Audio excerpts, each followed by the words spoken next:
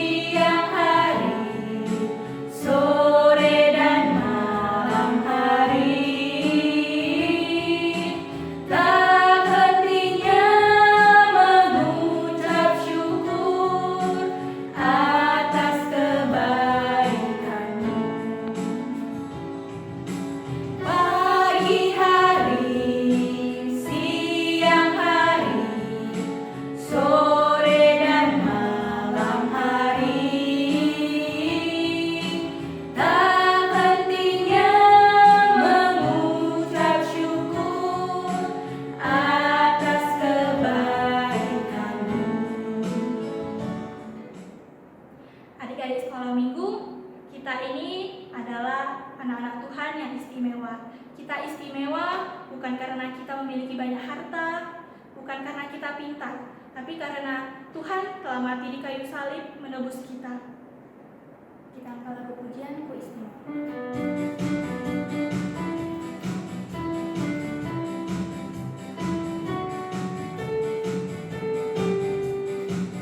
Dunia boleh katakan ku tak berarti, dunia boleh katakan ku bukan siapa-siapa, tapi ku hanya dengar apa kata Yesus.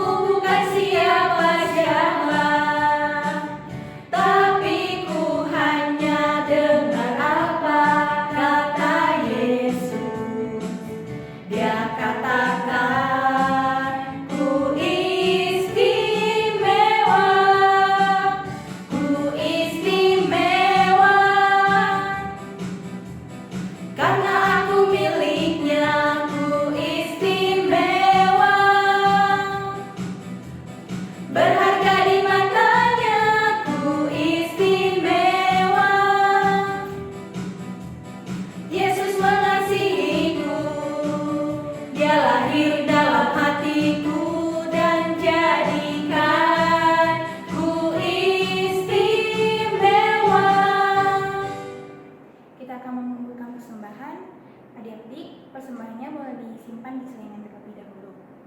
Kita angkat lagu pujian yang ketiga.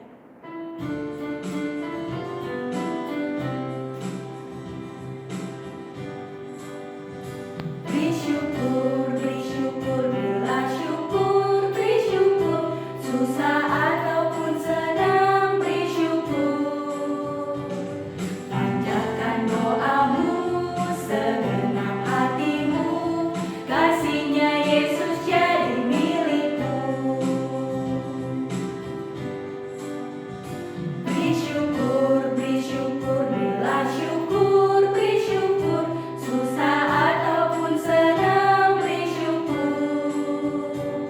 Panjatkan doamu, segenap hatimu, kasih-Nya Yesus jadi milikmu. Adik-adik sekolah minggu, mari kita bersatu doa. Tuhan Yesus, terima kasih ya Tuhan Yesus.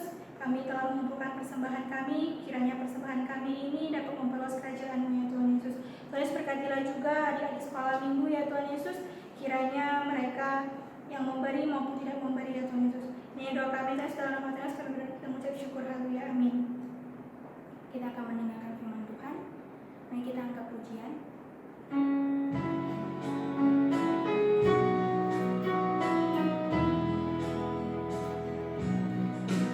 Yesus sahabatku, Kau mati bagiku, besarlah kasih-Mu, sahabat dan Tuhanku, sampai ku besar nanti, sampai di surga nanti, kan ku ingat selalu Yesus sahabatku dan Tuhanku.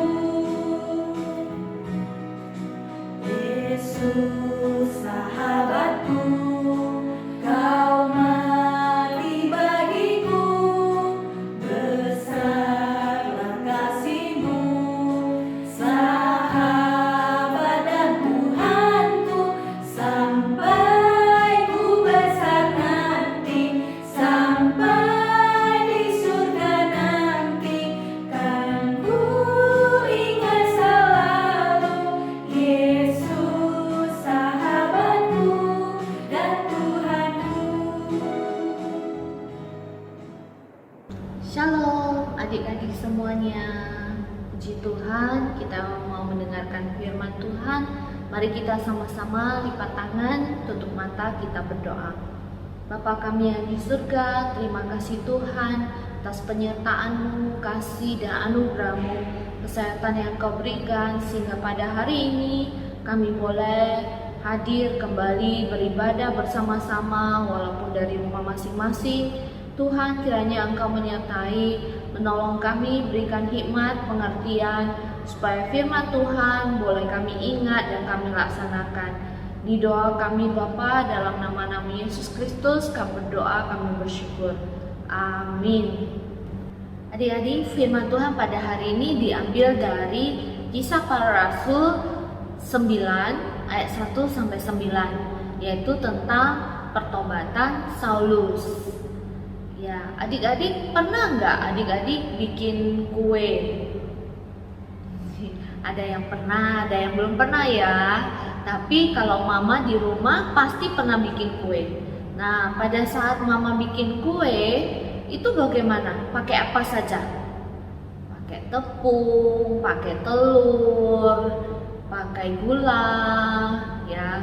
Kemudian ada juga pakai mungkin diberi warna-warni supaya cantik, tentunya pewarna makanan ya.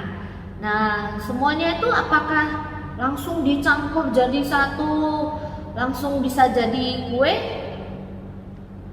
Tentunya tidak ya. Mungkin ada yang digabung dulu, kemudian di blender dulu, diputer dulu, sudah jadi, kemudian dipotong-potong, kemudian dibentuk, kemudian dibakar, dipanggang, ada yang direbus. Ya, segala sesuatu itu sebelum dia menjadi suatu hasil pastinya melalui suatu proses, ya kan? Nah, proses itu, apakah proses itu enak? Ya, waktu prosesnya kita panas-panasan, harus memanggang, capek, harus memotong-motong. Nah, proses itu kan pastinya capek ya, susah, lama lagi, juga sulit mungkin proses itu. Ya, tapi adik-adik, hasilnya jadi sebuah kue yang enak, ya kan? Kalau kita makan juga bergizi, bagus buat kesehatan kita. Nah, hasilnya bagus, ya kan? Nah, sama juga pada hari ini, adik-adik, kita akan melihat bagaimana seorang yang dahulunya jahat, kemudian Tuhan membentuk dia boleh menjadi seorang yang baik, dia boleh bertobat dan menjadi seorang yang baik, kemudian dia menjadi seorang pengikut Tuhan yang setia dan mengabarkan Injil. Nah, siapa dia? Adik-adik, dia bernama Saulus. Ya, dia bernama Saulus. Saulus ini adalah seorang yang sangat membenci orang Kristen. Saulus ini dia sering kalau dia menangkap orang Kristen, maka dia akan menganiaya mereka. Karena dia selalu mencari di mana ada keberadaan orang-orang Kristen karena dia mau menangkap mereka. Nah, suatu waktu dia mendengar kabar tentang orang Kristen yang berada di Damsyik. Nah, dia mau ke sana, dia mau ke kota Damsyik untuk menangkap orang-orang Kristen. Kemudian mau menganiaya mereka. Nah, bagaimana Saulus yang begitu jahatnya, dia boleh menjadi seorang Kristen, boleh percaya pada Tuhan Yesus, dan dia mengabarkan Injil bahkan. Nah, bagaimana prosesnya ya adik-adik? Mari kita sama-sama kita lihat videonya. Waktu itu, Tuhan Yesus naik sudah ke surga, dan para murid kembali ke kota Yerusalem. Tapi ada orang jahat, dia tidak suka orang Kristen. Namanya adalah Saulus, dia tidak percaya Tuhan Yesus. Saulus ingin mencari dan menangkap semua orang Kristen laki-laki dan perempuan. Suatu hari ketika Saulus pergi ke kota Damsyik, ada sinar terang muncul dan dia rebah ke tanah. Ada suara bertanya, "Saulus, Saulus, mengapakah engkau menganiaya aku?"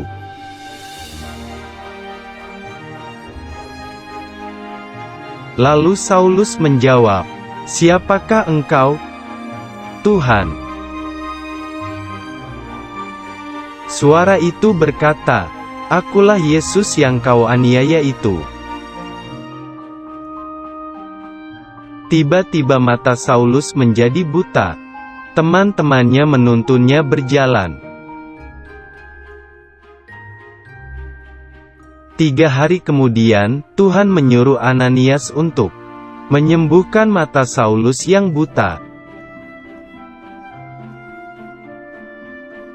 Ananias menumpangkan tangannya ke Saulus dan berdoa agar dapat melihat lagi.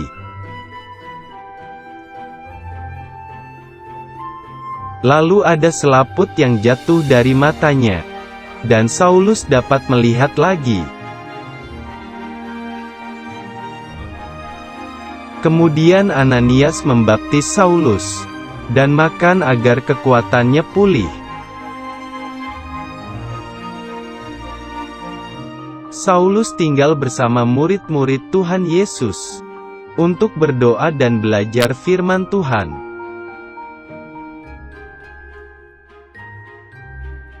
Akhirnya, Saulus menjadi percaya Tuhan Yesus, dan namanya diganti menjadi Paulus. Nah, adik-adik yang dikasihi Tuhan, kita sudah lihat videonya mengenai pertobatan Saulus. Di Damsyik itu adalah awal pertobatan Saulus. Karena Saulus sejak peristiwa itu dia mulai memahami dua kebenaran. Apa saja itu kebenarannya? Yang pertama, Saulus menjadi sadar. Ketika itu Tuhan berkata, "Saulus, mengapa engkau menganiaya aku?" Saulus menyadari bahwa ketika dia menganiaya orang-orang Kristen, dia itu juga sudah menganiaya Tuhan. Ya, dari kebenaran ini Saulus boleh sadar juga bahwa Tuhan begitu peduli dengan apa yang dialami oleh umatnya. Ketika umat Kristen dianiaya, berarti juga menganiaya Tuhan.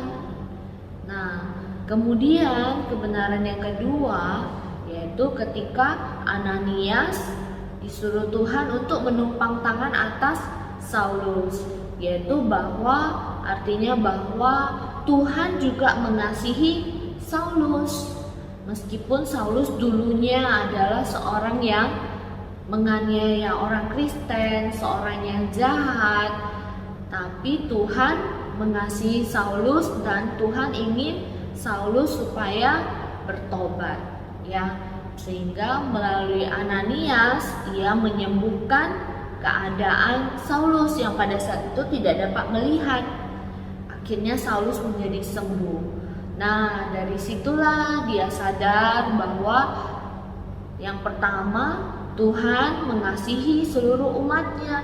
Yang kedua, Tuhan juga mengasihi Saulus meskipun Saulus adalah orang yang jahat. Nah, tapi Tuhan ingin Saulus supaya bertobat. Nah, dari situlah Saulus boleh bertobat. Nah, adik-adik, dengan kuasa Roh Kudus kita boleh mengalami hidup yang baru.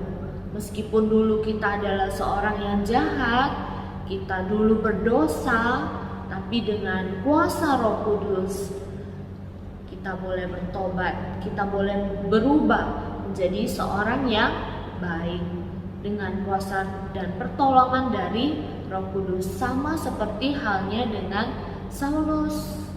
Ya, ketika kita sungguh-sungguh menyesal dan bertobat, Tuhan pasti akan menolong kita supaya kita selanjutnya boleh menjadi seorang yang benar-benar baik. Kalau misalnya kita dulunya pernah berbohong, kita dulunya adalah seorang pemalas yang suka malas-malasan, kita dulunya adalah seorang yang suka menyakiti teman, suka menipu teman atau menipu orang lain, kita suka menghalalkan segala cara asal kita mendapatkan untung, ya seperti si Zakeus. Pasti Tuhan bisa mengubah kita dengan kita berdoa memohon pertolongan dari Tuhan. Kita berdoa memohon dengan sungguh-sungguh kepada Tuhan, maka Tuhan akan bisa mengubahkan hidup kita. Betapa buruknya hidup kita itu, Tuhan bisa mengubahkan hidup kita menjadi yang baik, menjadi berkat bagi orang-orang lain, jadi pengikut Tuhan yang setia, boleh mengabarkan Injil kepada saudara kita, keluarga kita, dan juga kita boleh mengasihi sesama kita, hormat dan berbakti kepada orang tua kita. Tuhan yang sanggup untuk mengubahkan hidup kita menjadi lebih baik. Demikian ya adik-adik, firman Tuhan sampai di sini. Kita akan baca ayat hafalan kita. 2 Korintus 3 ayat 18b. Kita diubah menjadi serupa sesuai gambarnya dalam kemuliaan yang semakin besar. Sekali lagi ya, 2 Korintus 3 ayat 18b. Kita diubah menjadi serupa dengan gambarnya dalam kemuliaan yang semakin besar. Nah, adik-adik, demikian firman Tuhan dan ayat hafalan. Kiranya kita semua boleh diberkati dan hidup seturut dengan firman Tuhan. Mari kita berdoa. Bapa kami yang di surga, terima kasih Tuhan atas firman-Mu yang sudah kami dengar. Ajari kami Tuhan, boleh menjadi seperti Saulus yang bertobat dan menjadi percaya kepada Tuhan Yesus, dan memohon kiranya Roh Kudus Tuhan senantiasa mengingatkan kami, mengubahkan kami dari yang dulu berdosa, dari yang dulu melakukan kesalahan. Kiranya Tuhan, kami boleh menjadi anak yang lebih baik lagi mengasihi Tuhan dan mengasihi sesama. Ini doakan Bapa, hanya dalam nama anak Yesus Kristus kami berdoa, kami bersyukur, kami berserah. Amin. Kita doa Bapa kami. Bapa kami yang di surga, dikuduskanlah nama-Mu, datanglah kerajaan-Mu, jadilah kehendak-Mu di bumi seperti di surga. Berikanlah kami pada hari ini makanan kami secukupnya, dan ampunilah kami akan kesalahan kami, seperti kami juga mengampuni orang yang bersalah kepada kami. Dan janganlah membawa kami ke dalam pencobaan, tetapi lepaskanlah kami daripada yang jahat. Karena Engkau yang punya kerajaan dan kuasa dan kemuliaan sampai selama-lamanya. Amin. Terima kasih. Bapa, terima kasih. Bapa, terima kasih. Bapa di dalam surga, ku berterima kasih.